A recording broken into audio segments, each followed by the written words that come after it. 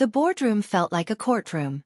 Victor Hale stood at the head of the table, his face twisted with rage, jabbing his finger toward me like I'd committed a crime. "Do you have any idea what you've cost this company?" he yelled. His voice echoed off the glass walls. "The Westbrook deal was our biggest opportunity this year. And you weren't there. You just didn't show up." I opened my mouth to explain, but he cut me off. "I don't want to hear excuses, Grace. You're done. Pack your things and get out." The other executives stared at their laptops, pretending to be busy. Nobody said a word. Nobody looked at me. My throat tightened, and my hands trembled as I clutched my folder. I wanted to scream that I had a reason, a real reason, but the words wouldn't come. Victor turned his back on me, dismissing me like I was nothing. "Security will escort you out," he added coldly. I stood there, frozen, feeling the weight of every eye avoiding mine. This was it. 15 months of dedication. Erased in seconds. I walked toward the door, my legs shaking, wondering how everything had fallen apart so fast. The walk through the office felt endless. People glanced up from their desks, then quickly looked away. Some whispered to each other. Others pretended to be on phone calls. I'd helped so many of them, stayed late to fix their mistakes, covered their shifts when they had emergencies. But now, when I needed someone to stand up for me, there was only silence. My desk sat empty except for a small cactus plant and a photo of my mom. I grabbed them both, stuffing them into my bag. My hands were still shaking. The fluorescent light suddenly felt too bright, the air too thick. I could feel tears building behind my eyes, but I refused to let them fall. Not here. Not in front of everyone who'd abandoned me. As I reached the elevator, I noticed Mr. Langston, the janitor, mopping the floor nearby. He looked up and gave me a small, kind nod. It was the only acknowledgement I'd received all morning. I tried to smile back, but my face wouldn't cooperate. The elevator doors opened, and I stepped inside, pressing the button for the ground floor. As the doors closed, I finally let one tear escape. Memories flooded my mind as I rode down. I remembered staying until midnight to help Kevin finish his presentation when his daughter got sick. I'd mentored 3 interns who'd all gotten promoted before me. I'd even taken the blame when Amanda accidentally deleted the client database, spending an entire weekend restoring it from backups. Nobody knew that was me. I never asked for credit. I'd always believed that good work spoke for itself, that kindness would be remembered. But standing in that boardroom, being screamed at and fired, I realized how wrong I'd been. My goodness had been invisible. People took what I offered and moved on, never looking back. I was just the reliable one, the person who solved problems quietly while others got the recognition. The elevator reached the ground floor. I walked through the marble lobby for the last time, past the company motto etched in gold letters, "Integrity above all." The irony burned. I pushed through the revolving doors into the bright afternoon sun, feeling like I'd just been erased from a place where I'd given everything. My phone buzzed in my pocket, but I ignored it. I just wanted to go home. That morning had started in chaos. My mom had collapsed in the kitchen while making breakfast. I'd rushed her to the emergency room, my heart pounding as paramedics loaded her into the ambulance. The doctors said it was a severe heart arrhythmia. They needed to stabilize her immediately, run tests, possibly perform emergency procedures. I'd sat in that sterile waiting room, watching nurses rush past, hearing machines beep and doctors being paged overhead. My phone had vibrated several times. I'd glanced at it once and saw meeting reminders, but how could I focus on work when my mom might be dying? I silenced it and held her hand as they wheeled her into surgery. The procedure took 3 hours. 3 hours of pacing, praying, bargaining with the universe. When the doctor finally came out and said she was stable, I'd collapsed into a chair, sobbing with relief. Only then did I check my phone properly. 12 missed calls. 30 texts. The Westbrook meeting had been that morning. I'd completely forgotten. I'd tried calling Victor immediately, explaining everything, but he wouldn't answer. Now I understood why. He'd already decided my fate. 2 days later, I sat on my couch scrolling through social media, unable to sleep. My mom was home now, recovering slowly, but I couldn't stop replaying that boardroom scene. Then I saw it. Victor's post on LinkedIn. Sometimes leadership means making tough calls and cutting inefficiency. Excited to move forward with a leaner, more committed team. The post had dozens of likes and congratulatory comments. My hands clenched around my phone. Inefficiency? I'd been the most reliable person in that office. Rage bubbled up inside me, hot and unfamiliar. "You'll regret this," I whispered to the screen, my voice shaking. A soft sound made me look up. Someone had slipped something under my apartment door. I walked over and picked up a plain white envelope with my name written in neat handwriting. No return address. Inside was a single sheet of paper with a phone number and one sentence. "Some people saw what happened. Call us." My heart raced. Who had seen? Seen what? I stared at the number for 10 minutes, my thumb hovering over the dial button. This could be anything, a prank, a scam, or something dangerous. But curiosity won. I dialed. A calm, professional voice answered. "Ms. Morgan. We've been hoping you'd call." The voice belonged to someone who introduced themselves only as a representative. They explained they were conducting confidential workplace ethics assessments and had been observing my former company for weeks. They'd noticed how I handled myself with integrity and compassion, even under pressure. Now they wanted to offer me a consulting opportunity. Consulting? I asked, confused. "I'm not a consultant. I was a project manager." "You have something more valuable than a title," the voice replied. "You understand what real leadership looks like because you've lived it. We need someone to observe the company from the inside, document the culture, and provide honest feedback to the board. Would you be interested?" My mind spun. Go back to that place? Face those people who'd watched me get humiliated? But something about the offer intrigued me. What exactly would I be doing? Observing. Listening. Writing reports on leadership effectiveness and workplace culture. You'd operate under an alias, of course. The board wants unbiased assessment before making structural changes. You'd be paid well, and your work would directly influence future leadership decisions. I thought about Victor's smug face, his cruel post, the way he treated me like garbage. Then I thought about the good people still working there, suffering under his management. When would I start? I asked. 3 days later, I stood outside a coffee shop in downtown, waiting. The representative had asked to meet in person to discuss details. I'd arrived 15 minutes early, nervous and uncertain about what I'd gotten myself into. Then I saw him. Mr. Langston walked toward me, but he looked completely different. Instead of janitor coveralls, he wore an expensive charcoal suit. His posture was confident, his expression warm but professional. I stared, speechless. "Surprised?" he asked, extending his hand. "My real name is Thomas Langston. I'm the board's senior consultant, specializing in organizational integrity. I've been working undercover at your company for 3 months." I shook his hand numbly. "You were never a janitor?" I was exactly what I appeared to be, doing honest work and watching how people behaved when they thought nobody important was looking. "You were one of the few who treated me with basic human kindness. That told me everything I needed to know about your character."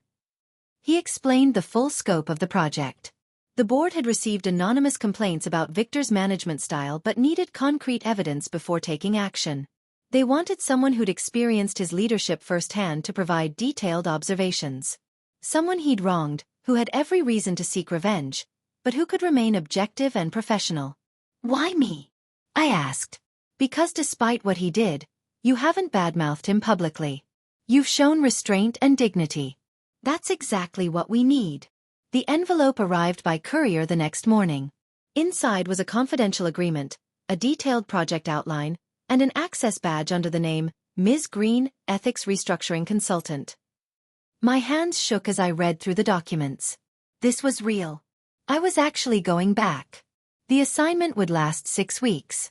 I'd attend meetings, observe leadership interactions, conduct anonymous employee interviews, and document everything. My reports would go directly to the board. Victor and the executive team would know consultants were evaluating them, but they wouldn't know who I really was. I'd had short hair before. Now I wore extensions. I'd worn glasses. Now I had contacts. The disguise wasn't elaborate, but combined with a different name and confident posture, it might work. My mom was recovering well, strong enough to understand what I was doing. "Be careful," she'd said when I told her. "But also be brave. Sometimes people need to face consequences." The night before I started, I couldn't sleep. I kept imagining walking back into that building, seeing Victor's face, hearing his voice. Would he recognize me? Would someone expose me? But beneath the fear was something else. Determination. This wasn't about revenge. This was about truth. About making sure what happened to me didn't happen to anyone else. The corporate retreat center was beautiful, all modern architecture and natural light. I arrived early on Monday morning, wearing a professional navy suit and carrying a leather portfolio. My heart hammered as I checked in at reception, half expecting someone to point and shout my real name. But nobody recognized me. The receptionist smiled politely, handed me a visitor badge, and directed me to conference room B. I walked through hallways I'd never seen before, feeling like a spy in my own former workplace. The room filled with employees who'd been selected for the feedback sessions. I spotted Amanda from accounting, Kevin from marketing, and several others I'd worked with. They glanced at me with mild curiosity, the way people look at any new consultant, then return to their phones. Thomas stood at the front, now introduced as lead consultant. He explained that over the next weeks, we'd be conducting comprehensive assessments of workplace culture, leadership effectiveness, and employee satisfaction. Please be honest, he said. Your feedback is confidential and crucial for organizational improvement. I sat in the back, pen ready, trying to keep my expression neutral as I prepared to hear what people really thought about the company I'd loved. The feedback session started slowly. People were cautious, giving safe, corporate answers about opportunities for growth and areas of development. But Thomas was skilled at drawing out truth. He asked specific questions about communication, support, and leadership accessibility. Gradually, people opened up. Someone mentioned how Victor took credit for team victories but blamed individuals for failures. Another person described the culture of fear, how everyone walked on eggshells around him. Then Amanda spoke, her voice quiet but firm. He fired the only good person we had, she said. Grace Morgan. She missed one meeting because of a family emergency, and he didn't even ask why before screaming at her in front of everyone. Since she left, morale has been terrible. She was the one who held everything together. My throat tightened. I kept my eyes down, scribbling notes, fighting to keep emotion off my face. Kevin nodded in agreement. Grace covered for me more times than I can count. She never asked for anything in return. Firing her was the worst decision Victor ever made. Several others murmured agreement. I bit the inside of my cheek, overwhelmed. I'd thought I was invisible, that my absence wouldn't matter. But they'd noticed. They'd cared. The realization hit me like a wave. My kindness hadn't disappeared. It had just taken time to be recognized. That evening, I sat in my apartment writing my first report. Thomas had instructed me to be objective and professional, to focus on patterns rather than personalities. But the truth was undeniable. Victor Hale was a toxic leader who created an environment of fear and favoritism. I documented specific examples from the feedback sessions, anonymizing the speakers but preserving their exact concerns. I wrote about the pattern of public humiliation, the lack of communication, the way Victor hoarded credit and distributed blame. I described how employees felt undervalued and anxious, how turnover had increased, how the best people were quietly looking for other jobs. But I also wrote about potential solutions. Training programs for emotional intelligence, 360-degree feedback systems, clear protocols for addressing conflicts. This wasn't just about tearing down a bad leader. It was about building something better. I reread the report 3 times, making sure every word was fair and evidence-based. Then I encrypted it and sent it to the board's secure server. Within an hour, Thomas called. This is excellent work, Grace. The board will review it tonight. They're taking this very seriously. I hung up feeling strange. Not triumphant, but purposeful. Maybe my firing hadn't been the end of something. Maybe it had been the beginning. By the second week, rumors were everywhere. People whispered in hallways about secret board assessments and leadership restructuring. Victor grew visibly paranoid.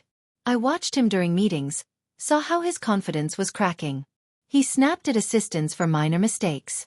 He held emergency team huddles, demanding loyalty and warning against disgruntled employees spreading lies. He started arriving earlier and staying later, as if presence alone could save him. But his desperation only made things worse. People noticed. People talked. During one observation session, I sat in on an executive meeting. Victor dominated the conversation, interrupting others and dismissing ideas that weren't his. When someone suggested a customer feedback initiative, he laughed. "We don't have time for hand-holding. We need results, not feelings." The room went silent. I made detailed notes, capturing not just his words but the body language around the table. The executive who looked down, the one who exchanged a glance with a colleague, the third who subtly shook her head.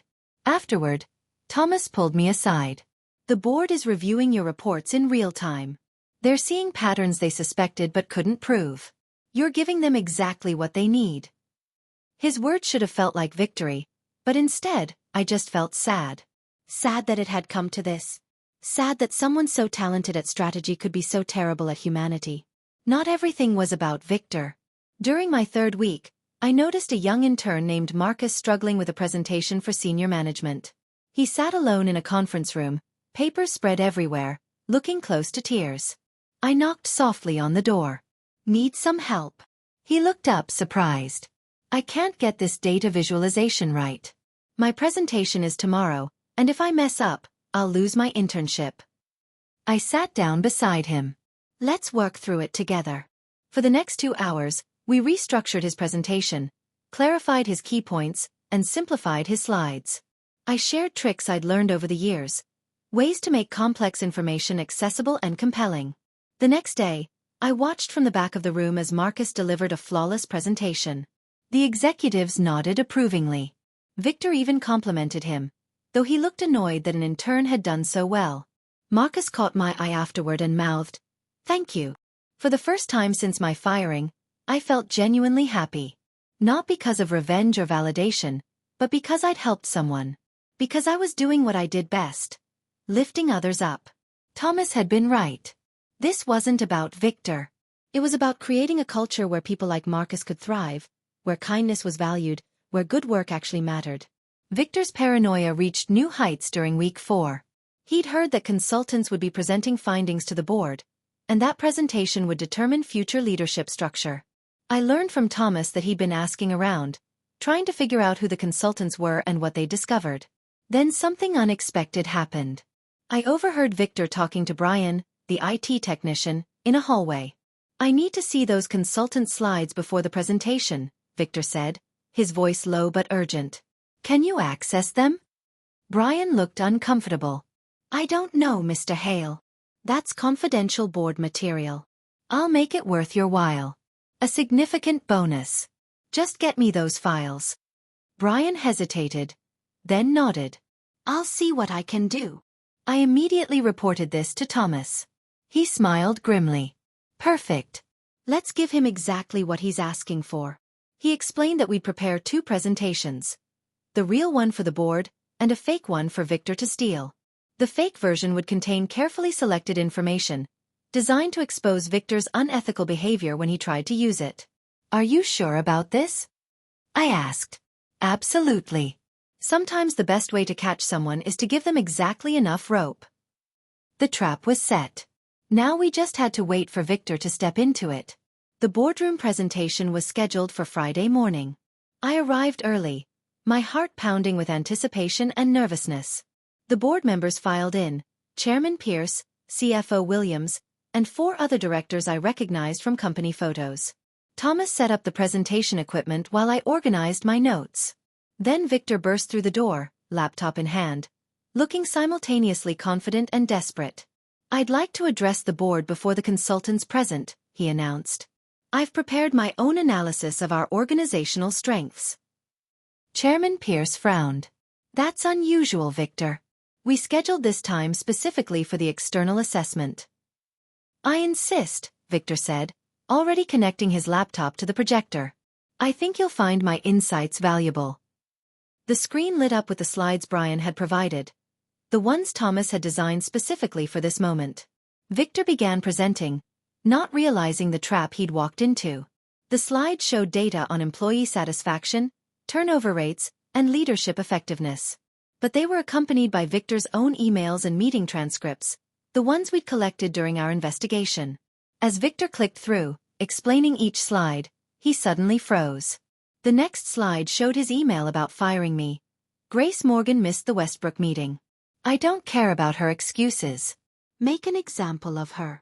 Below it was the timestamp showing I'd called him 4 times that morning from the hospital. Victor's face drained of color. He fumbled with the laptop, trying to advance past the slide, but the next one was worse. A compilation of employee feedback quotes about his management style, each one devastating. He rules through fear. I've watched good people quit because of him. He takes credit and distributes blame. The board members sat in rigid silence. Victor stammered, Someone sabotaged these files.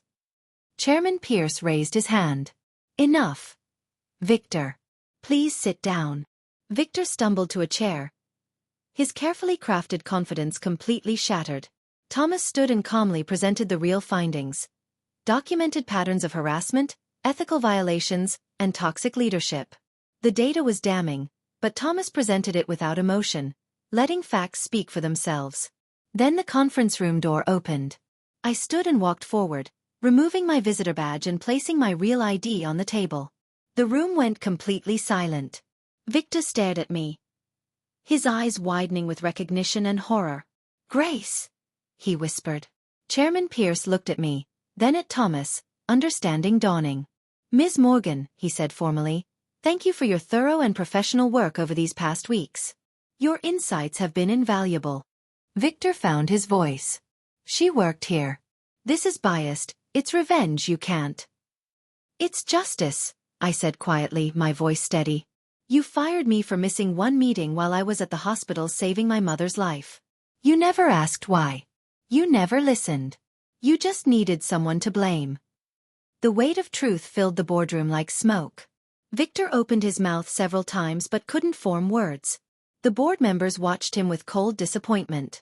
I continued, my voice calm but firm. I spent 15 months at this company. I helped my colleagues, mentored interns, fixed problems nobody else wanted to touch. I did it because I believed good work mattered. But you created a culture where kindness is weakness, where loyalty means nothing, where people are disposable. I paused, meeting his eyes. My mother almost died that morning. While you were worried about a meeting, I was watching doctors try to save her life. Chairman Pierce leaned forward. Victor, is this true? You fired Ms. Morgan without asking about her circumstances. Victor's face flushed. The Westbrook deal was crucial. She should have communicated better. I called you 4 times, I said.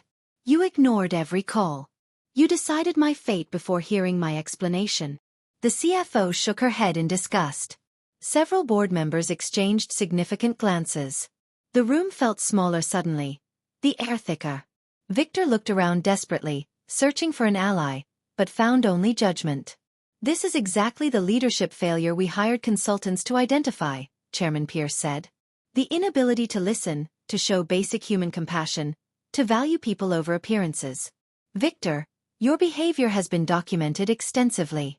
We have enough evidence to support immediate termination.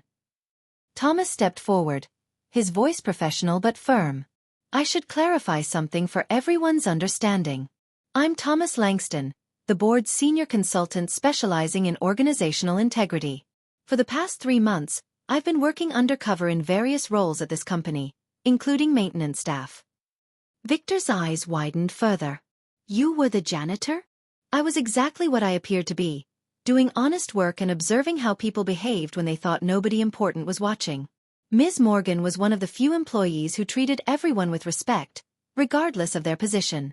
That basic human decency told me everything I needed to know about her character.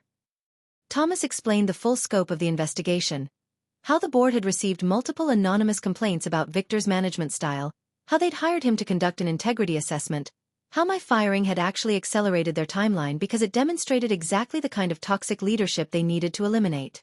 When Grace was fired unjustly, I contacted her, Thomas continued. I knew she had first-hand experience of Victor's failures, but I also knew from observing her that she wouldn't use this opportunity for revenge. She'd use it to make things better for everyone still working here. I was right. Chairman Pierce nodded. Ms. Morgan's reports have been exemplary. Thorough, objective, and constructive.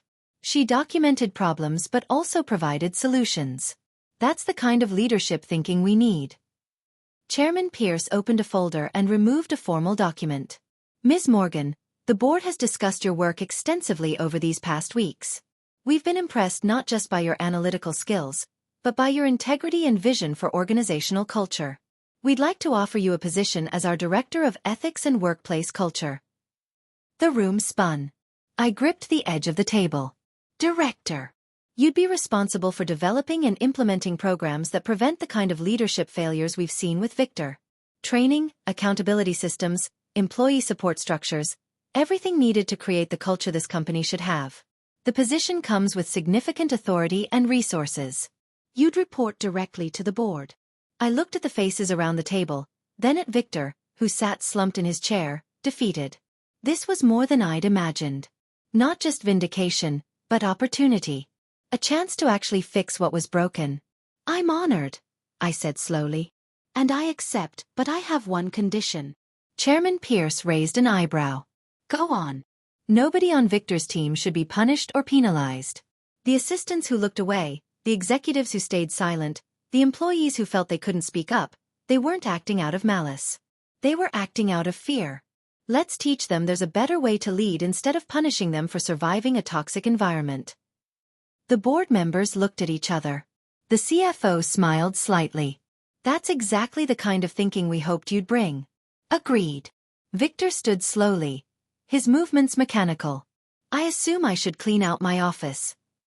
Chairman Pierce nodded. HR will be in touch about the separation terms. Please surrender your access credentials immediately. As Victor walked toward the door, I felt an unexpected pang of something, not quite sympathy, but sadness. He'd been talented once, strategic and smart. But somewhere along the way, he'd forgotten that leadership was about people, not power. He'd confused respect with fear, strength with cruelty. At the door he paused and looked back at me. For a moment, I thought he might apologize or at least acknowledge what had happened. But he just shook his head slightly and left. Some people never learn. Marcus, the intern I'd helped, appeared in the hallway. He'd been asked to assist with Victor's exit, a small irony that wasn't lost on me. Victor looked at him, recognition flickering across his face, remembering the presentation he'd praised. The presentation I'd helped create. Marcus carried Victor's box to the elevator with quiet professionalism, showing more dignity than Victor had ever shown anyone. I watched them go, then turned back to the board. When can I start? Monday, Chairman Pierce said. We'll have HR prepare everything over the weekend. Your first project is developing a comprehensive ethics program. You have full authority and budget. I nodded, my mind already spinning with ideas. Training modules on emotional intelligence. Anonymous reporting systems. Regular culture assessments. Mentorship programs. So much work ahead, but good work. Important work. My first month as Director of Ethics and Workplace Culture was intense. I worked with HR to develop new policies, conducted leadership training sessions, and established regular feedback mechanisms. But more importantly, I worked on changing the atmosphere. I instituted open office hours where anyone could meet with me confidentially. I started mentorship circles, pairing experienced employees with newer ones. I created recognition programs that celebrated not just results, but the way people achieve them. Collaboration, integrity, kindness. The changes were subtle at first. People seemed surprised that I actually listened when they spoke. They tested the new reporting system cautiously, reporting minor issues to see if anything would happen. When I followed up promptly and fairly, trust began building. Amanda from accounting stopped me in the hallway one day. The office feels different, she said. Lighter somehow. People actually smile now. Kevin agreed. We used to come in dreading the day, wondering who Victor would target. Now people actually want to be here. It's amazing what happens when leaders treat people like humans. The transformation wasn't instant or complete. Years of toxic culture couldn't be erased in weeks. But slowly, steadily, the office was becoming what it should have been all along. A place where good work was recognized, where people supported each other, where compassion was valued as much as competence. 6 months later, I stood in the same boardroom where Victor had fired me. The board had asked me to present my progress report, and I'd spent days preparing. But as I looked around the room, I noticed something new. A plaque had been mounted on the wall behind the chairman's seat. Integrity above all. The same words from the lobby, but now they felt real, earned through action rather than just displayed as empty decoration. Chairman Pierce followed my gaze and smiled. We had that installed last month. A reminder of what we're building here. I presented my findings. Employee satisfaction up 40%, turnover down significantly, productivity increased, and most importantly, a shift in how people describe the workplace culture. Words like supportive, transparent, and respectful appeared in feedback again and again. You've exceeded every expectation, the CFO said. The board has voted unanimously to expand your department. We're creating regional ethics director positions in all our offices, and we want you to lead the national program. The irony was beautiful. 6 months ago, I'd been fired in this room, humiliated and dismissed. Now I was being promoted, trusted with even greater responsibility. The pain of that day hadn't disappeared, but it had transformed into something purposeful. My suffering had created an opportunity to prevent others from suffering the same way. A year after my firing, I hosted orientation for new employees. 50 fresh faces looked up at me with the mixture of excitement and nervousness that all new hires share. I remembered my first day, how eager I'd been, how much I'd believed in this company's potential. Now I had the chance to make sure their experience matched that belief. Welcome to the company, I began. You're probably expecting the usual corporate speech about goals and expectations. But I want to tell you a story instead. I shared my experience. The firing, the hospital, the humiliation. I watched their expressions shift from surprise to sympathy to understanding. I'm telling you this not to criticize the past, but to show you how seriously we take workplace culture now. Every person in this room matters. Your ideas matter. Your well-being matters. If you ever face an emergency, family crisis, or personal challenge, you will be supported, not punished. That's not just policy, it's a promise. I explained the ethics programs, the reporting systems, the support resources available to them. But more importantly, I tried to convey the philosophy behind everything. That success built on fear is hollow, that true strength comes from lifting others up, that kindness is not weakness but wisdom. When I finished, a young woman in the front row raised her hand. How do you stay positive after something so unfair happened to you? I smiled. By remembering that fairness isn't about what happens to you. It's about what you do with what happens to you. I chose to create something better. The speech ended with applause, but I stayed afterward to talk with individuals. Several people asked detailed questions about the ethics programs. Others shared their own stories of toxic workplaces they'd left, explaining why our culture had attracted them here. Marcus, now a full-time employee, helped coordinate the orientation. He'd grown confident over the past year, taking on leadership roles in team projects. You know, he said as we cleaned up after the session, that presentation you helped me with changed my life. Not just because it saved my internship, but because it showed me what good leadership looks like. You invested time in me when you had no reason to. I'll never forget that. His words reminded me of something my mother had said when I first told her about the job offer. She'd recovered fully from her heart episode, stronger than ever. Grace, she'd said, some people go through their whole lives without understanding that what you give away always comes back. You gave kindness, and look what returned. She'd been right. Every person I'd helped, every moment of compassion I'd shown, every time I'd chosen integrity over convenience, it had all mattered. Not because it earned me rewards, but because it built something real. Relationships, trust, character. Those things couldn't be taken away, even when a job could. JHFGH. I left the office that evening and walked through the lobby, past those gold letters, integrity above all. My mother was waiting for me outside, healthy and smiling. We'd planned dinner to celebrate the anniversary of that terrible, transformative day. As we walked together in the evening light, I thought about everything that had changed. Victor was gone, last I heard working at a much smaller company in a diminished role. The office had transformed into a place of genuine collaboration and respect. People I'd helped were thriving, growing, leading. But the biggest change was in me. I'd learned that kindness doesn't need witnesses to have value. That doing right isn't about recognition. It's about character. That sometimes the most painful moments create opportunities for the most meaningful growth. What are you thinking about? My mother asked. I smiled. How strange life is. A year ago, I thought losing that job was the worst thing that could happen. Now I see it was the best thing. She squeezed my hand.